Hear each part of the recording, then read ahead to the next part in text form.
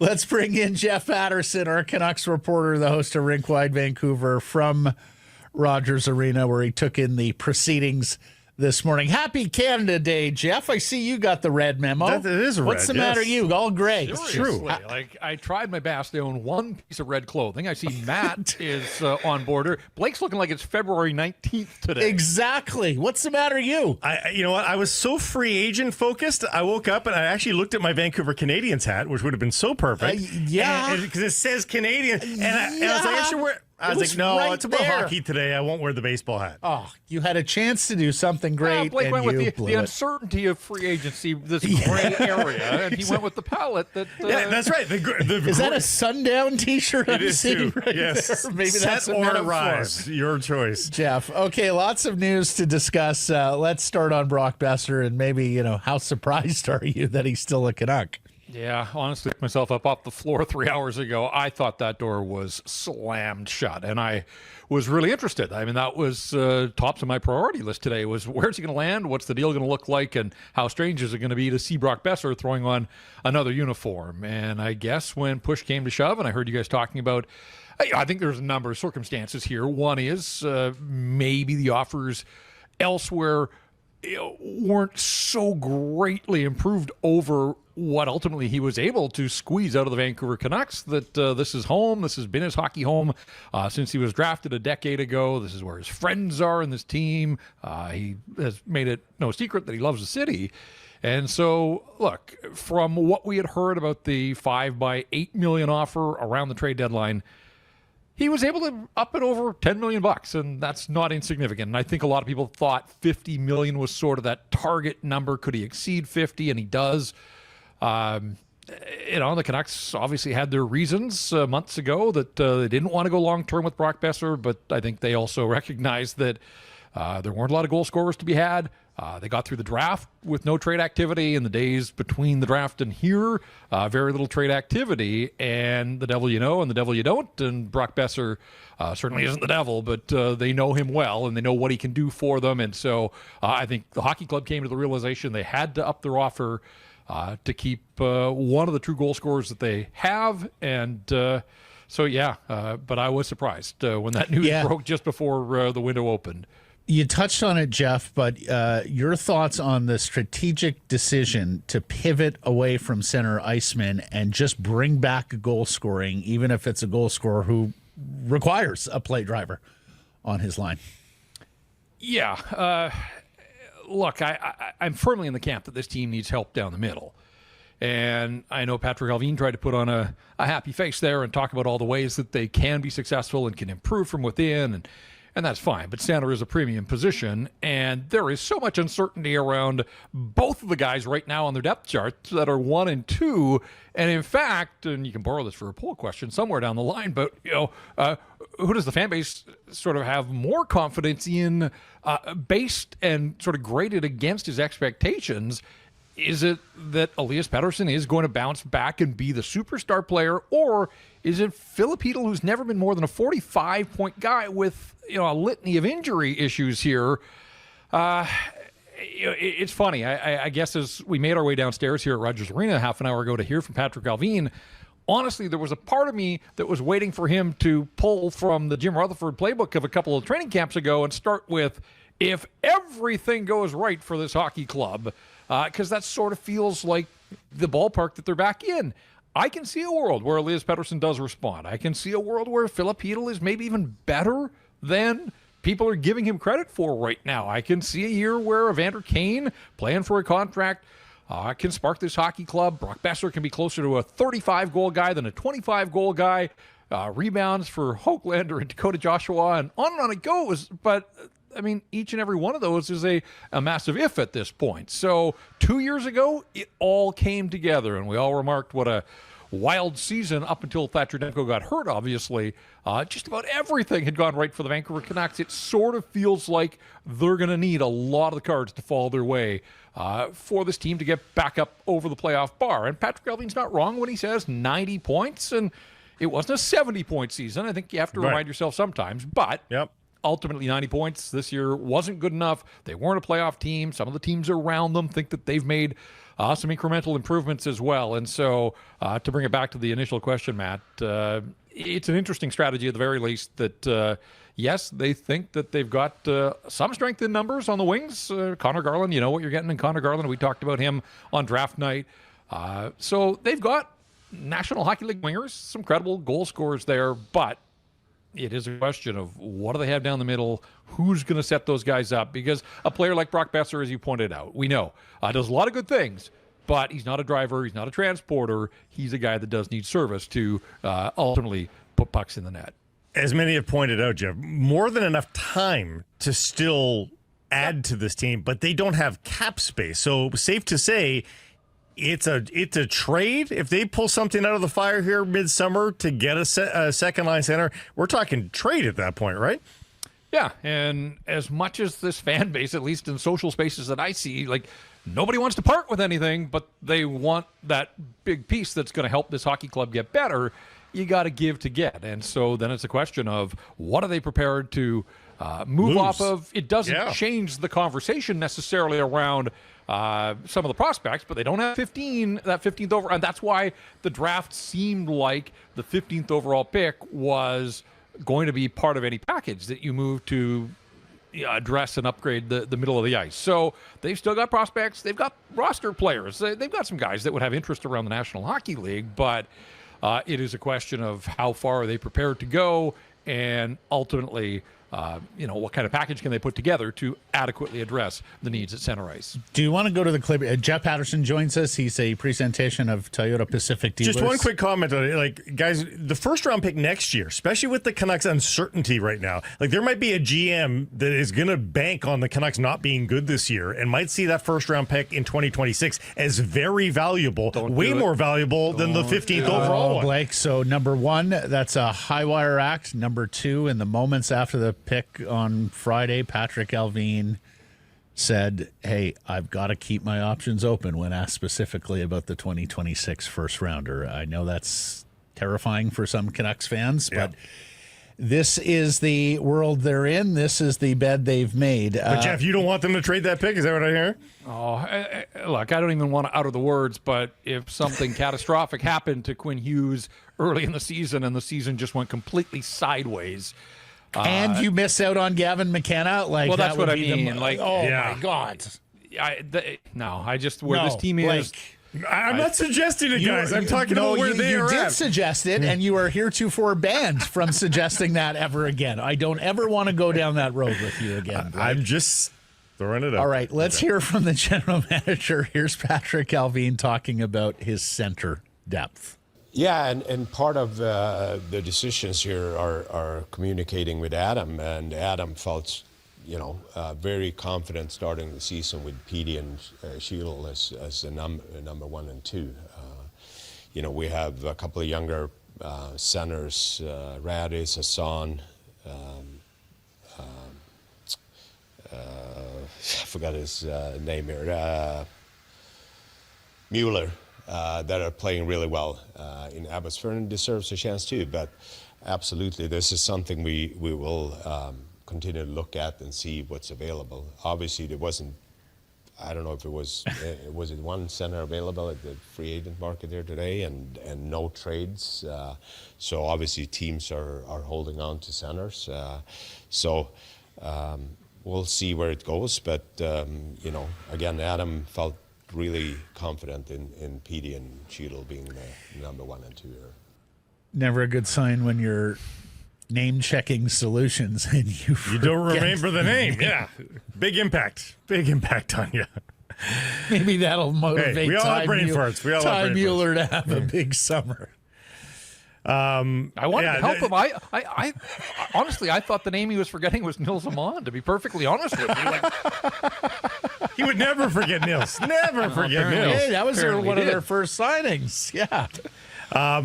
Did that placate you at all? I mean, that was not a very comforting clip. No. And again, like Adam Foote sitting here on July 1st can have confidence in Elias Pettersson and Philip Hedl on paper, on a whiteboard in an office, on the depth chart, but Elias Pettersson's got a lot to show, obviously, and a lot to prove. And Philip Hedl, he's got to get to day one of training camp healthy. And honestly, every day the Filipino watch is going to be on, and maybe it's not fair to him, but with his history of concussions and the fact that he didn't finish the season here, I just don't think you can proclaim that you have that much confidence in your top two centers in a division in which, you know, the center ice position is loaded, whether it's McDavid and Draisaitl in Edmonton or Jack Eichel and then Vegas going big with Mitch Marner here. You know, just when I look at the Vancouver Canucks at center ice, even if you get best case scenarios out of Elias Pettersson and Filip Chytil, you know, do they measure? Like, how do they measure up within the division? So on the division, Jeff, okay, Vegas got better with Mitch Marner. LA lost Gavrikov and Spence, added a bunch of spare parts, didn't get the game-breaking forward they needed. Edmonton has moved money out here, but as we talk, I don't see anything there that has made Edmonton that much better a hockey team. Calgary isn't really doing much now. Okay, Anaheim has been active in the trade market, but as we sit here at 12:43 on July 1st, I'm not sure the Pacific Division has taken a giant leap forward here. No, right now they don't seem any worse off, Jeff. Do you agree with that? Well, I think it's important to remember that they finished behind Calgary, and even though you say Calgary hasn't done much, that's another team that they would have to leap over to get into the playoffs. I'm with you on Edmonton, and I get that Corey Perry is at I think he's near the end of his career, but maybe not. Maybe it's just going to be 1-year deals till he's 50. But they lose some real edge with both Corey Perry and Evander Kane. And say what you will about the flawed nature of both of those guys. Like, they're banking on Trent Frederick, who was so underwhelming as an Edmonton Oiler and through the playoffs. And, you know, you've got veteran guys that have been through the battles there. So I'm with you that the Oilers haven't necessarily made themselves better, but they do have two of the superstars on the planet, and those guys are in their primes and will take that team away, certainly. And again, same things that we said about it is July 1st, right? Like, nobody hits the ice until training camp, and so there is time on all those fronts. But it does seem funny. There just seemed this overriding sentiment around the National Hockey League to almost protect what you had at all costs across the board, instead of some teams, as the cap goes up, rolling the dice and thinking that this was an opportunity to make some headway. Nobody has taken the Bill Zito, Kelly McCrimmon big swings lessons. And the other thing I should say, but before people get in my mentions here, I do think you'll see some of these Pacific teams get some improvement from within, like Parekh, the young defenseman in Calgary. Anaheim has some young players I suspect will grow and be better. Same with Seattle as well. So it is quite possible the division is going to improve, minus some of the big headliners outside. But everybody's in that. Everybody's in that boat. Everybody wants push and pull. Let's get to Pius Suter, Jeff, because we're about to hear this clip from the same time, Patrik Allvin on Pius Suter. But needless to say, they don't have the cap space for Pius Suter right now. And unless I've missed something in the last few minutes, Pius Suter is still on the market alongside Michael Granlund. Is Granlund signed here? No, nothing yet. So we still have two of the better centers on the market. Here's Allvin on Pius Suter. Well, you never seen that, right? Yeah. But how far down the road did you get with him? You know what? Again, I mean, Pius had a great season, and again, I respect all players that have earned their way into free agency, and if they want to take a look what's out there and see if they're getting more money and a fit somewhere else, good for them. Pius knows what we think about him and how he would fit in here, and we'll see here. I exchanged a conversation with his agent. I don't know where it stands as of now, but we'll see. I mean, you almost wonder if Pius Suter and Michael Granlund are holding out for really significant money. In Nikolai Ehlers' case, Bob McKenzie was saying this on the TSN side, his agent is based in Switzerland, and he doesn't really want to make a decision today. In Granlund Suter's case, you do have to wonder at this stage whether they're just holding out for more money than what teams are willing to pay. Talk to me, Jeff, a Vancouver Canucks team that, as of this moment, has decided to let Pius Suter walk. Yeah, and it goes back to what we talked about, question marks down the middle. And you knew what you had in Pius Suter, versatile, flexible, low-maintenance coach's dream kind of guy. The penalty kill part, I think, is understated in what he does for this hockey club. So I don't see a way, unless they were to move out, a player like a Dakota Joshua or Kevin Lincoln. And I don't, that's just spitballing, looking at a cap chart and trying to figure out a way that you could make something like that happen. I do wonder if, to some degree, Ehlers is holding up the progress for teams that do have some money, even though he's a winger. But if you're a team that's looking to make a splash, or those guys dominoes that will come off the board once Nikolai Ehlers decides where it is that he wants to play hockey for the next bunch of years. So, I think I had closed the Boeser door. I think I've closed the door on Pius Suter coming back to the Vancouver Canucks, but definitely have learned never to say never in that regard. And the penalty kill is going to be something to watch here. I know it's sort of one area that Teddy Bluger still can offer some utility for this hockey club, but 5-on-5, there isn't a whole lot there. I don't love the idea of Bluger getting bumped up to play higher in the lineup than fourth-line center, but then that supposes that Atu Ratu or Max Sasson, or what's the other guy's name? Yeah, Ty Mueller. Ty Mueller's not ready. Yeah, he's not ready to jump in, but I wouldn't think so. It's a good day for Atu Ratu. He's for sure. He's feeling pretty. And again, things have the time to change. There is a trade possible sometime down the road here. But I was out at UBC yesterday, development camp, and I was asking around on Ratu just because he didn't play much over those final couple rounds of the playoffs, and I was told that basically a Charlie horse that just took a little bit longer, and then he re-injured. It was the same injury twice essentially, but I'm told that it won't impact or shouldn't impact his ability to train to hit the ground when training camp rolls around here. Yeah, Blake had that exclusive a few weeks ago when he saw him in North Van. What was he getting, coffee or? Yeah, I don't know, just walking. Okay. Yeah. And maybe that answers the question for audience member Steve Wong, who said, guys, who are you penciling in as the fourth-line center? It sounds like Ratu. I just want to shout out some of the audience here on the YouTube chat site. GB Packers 55. Wow. We have really come to a truce. I'm a Bears fan. He's a Packers fan, and he's saying nice things in the chat. So thank you for that. If you are watching on YouTube, hit that subscribe button. We're close to a big round number. It will make Blake very, very happy. Jeff, I'll tell you what, we are running long here, so we will discuss the Demko and Garland extensions in your next appearance.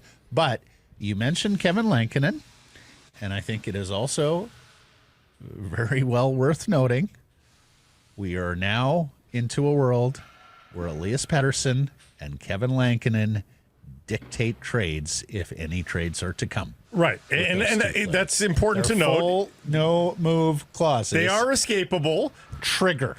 And I'm hedging towards that this is not the case. But, Jeff, I mean, if the Canucks did want to move on from a very strong tandem and roll the dice on Thatcher, Demko, and Archer Shilovs, I mean, if there's somebody that's got a kind of a winnable number one spot, you could sell Kevin Lankinen on a trade there if he saw himself as a starter and he wants to get 55 games in. I mean, I could see that scenario if they wanted it. I don't think they want that, though. You're a first-year head coach in Adam Foote. I think you want to believe that every night out, goaltending can be an edge that can deliver you victories. And so I understand that. I fully get that. My concern is, and I tried to ask Patrik Allvin, and he didn't really answer the question, but we saw it with Bruce Boudreau. We saw it with Rick Tocchet when they both came in. If Thatcher Demko is healthy, there is this sort of belief that he's your horse, ride him as far as you can, and unfortunately, you know how the story ends generally. And so I really do think organizationally, armed with the information that they've got, even though the reports are that he's back on the ice already here in July and is fully healthy in training, that's all great. But it's go time for Thatcher Demko. He's going to be 30 in December, and it's not so much about what he can do in October, November. I want to see this guy play the highest stakes games possible, but of course you've got to get to the playoffs first of all. But I think Adam Foote's going to have to fight this notion that Thatcher Demko is a 55 or 60 start guy. It doesn't make any sense. They keep spouting this idea that they've got one of the best, if not the best, tandems in the National Hockey League. They have to use that to their advantage and save Demko. I think less can be more for him. 3 great starts in a row. Next one's Lankinen. Well, you don't need to keep going and going and going. Blake asked me off stream here, Jeff, whether Lankinen would be a grumpy guy with all of this. Like, I just didn't get the sense watching him, listening to him from the outside looking in this year. But, like, you tell me, like, do you think there's any part of Lankinen that would be going, oh, okay, I'm not a number 1 or even a 1A or 1B anymore. And remember, his stats look better when he's not playing a lot. I might be looking for that. Like, could you see anything like that out of Lankinen? Well, he seems to be one of those guys that doesn't have a bad day and has always been regarded as a great teammate. And I saw nothing but in his time here with the Canucks. Now, they committed to him and committed a significant amount of money in term. And I think in his mind, he was wondering about the health and well-being of Thatcher Demko and what that meant for the future, but he took his when the opportunity was there. Now, and he's been a backup in Nashville to UC Saros, who was an absolute workhorse. So he's been there and done that. But again, to me, it's more the focus on Demko and what you can do to preserve and get the very best out of Thatcher Demko for an entire season so that he is healthy and an option to be your guy if you make the playoffs. And that's why I think they've got to strike that balance. But I don't. Kevin Lankinen doesn't strike me as a guy that's going to cause waves or turn on Demko or the team or anything like that. Where the Canucks PR staff was trying to finalize an opportunity to get Thatcher Demko on a Zoom. He was here in town. I don't know if he is still in town, but he was earlier in the week. And we know that we're going to hear from Brock Boeser at 8 o'clock tomorrow morning. And Patrik Allvin joked that he had a European vacation that he had to get started here, and that's why he wanted to get his work done. So we're going to hear from Brock Boeser early on Wednesday morning, and we'll see what it was that ultimately got him to put pen to paper to remain a member of the Vancouver Canucks. Kevin Lankinen's not getting younger, guys. He's already 30, but it's only 2 years of no move. And if I'm Kevin Lankinen or if I'm the Vancouver Canucks, I'm more than willing to gamble, or not. You're not hoping for it, but like you want to see healthy Thatcher Demko. That is a thing before you worry about healthy Thatcher Demko. For sure. Like I think like Jeff, in the early going this season, you have to give Lankinen a fair amount of time. Number 1, because of Demko's health. Number 2, because he's a good goaltender. Yeah, but if I'm Lankinen, I'm going to worry about the lack of starts when that happens. Exactly. Yeah. And then here's the other thing, guys. I don't think his no move is as burdensome as Elias's or any other no move. Because if he's a goalie who wants an opportunity to be an unquestioned starter, he already understands intrinsically there are only so many places that can happen. And when one opens up, absolutely, I'll go there, even if it's not necessarily a preferred destination, an A market, whatever you want to call it. Yeah. Right? I also think, guys, Lankinen is one of those players just with a pedigree now and a track record that if there was a playoff-bound team that suffered an injury to its true number 1 and they didn't want their season to go completely off the rails, that's the kind of goaltender that they might pursue could come in and plug a hole and, deliver enough goaltending to keep a season moving in the right direction. Yep. That's true. I think that is fair. Great work, Jeff. Thank you for this. We will catch up later in the week or next week on all the other matters that we left on the bone here today. Yes, thank you, sir. All right, guys. Thanks.